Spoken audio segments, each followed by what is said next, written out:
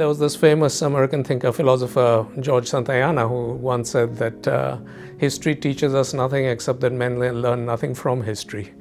I feel that it is important to actually know the history, the factually based, the reality-based history, so at least as to avoid the wrong lessons being drawn from historical events or from very simple analogies which can lead to rash historical decisions. So in a sense, it's less that history teaches us what we should do, but it's very helpful in telling us, or at least telling policymakers, and this is what we should not do.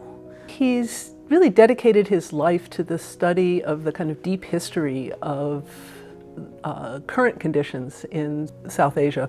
And he has an incredibly wide range of things that he studies. So he looks at the economy, he looks at the ecology and environment, and he does all of this really within the context of thinking about how colonial and post-colonial encounters kind of shaped India and South Asia. So it's a really wide-ranging array of things that he studies. So I believe that my contribution to history and to the history of India has been my willingness to look at long periods and to track elements of continuity that have prevailed through them.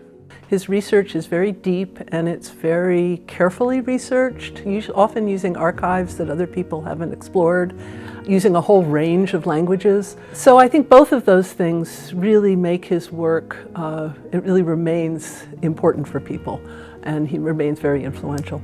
So it has been fun to teach many of the undergraduates and the graduate students, and it has been very nice to interact with my colleagues not only in history but in Asian studies and in other branches of the universities. Additionally, there have been faculty here who have been have been really helpful and good. But I'd say there was Professor Brian Levack, who was in religion and medieval history here, as now emeritus. For Indian history, I'd say Thomas Troutman. Also Martha Newman, and she again guided me to sources and was always ready to discuss my kind of fumbling attempts at trying to make sense of them.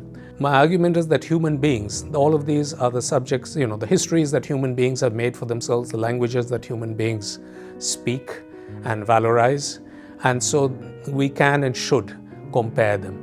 We don't know where we're going unless we know where we came from. So we need to learn something about our history. And our history is not always just, say, the history of our sort of national identity, but also the history of a very interconnected world.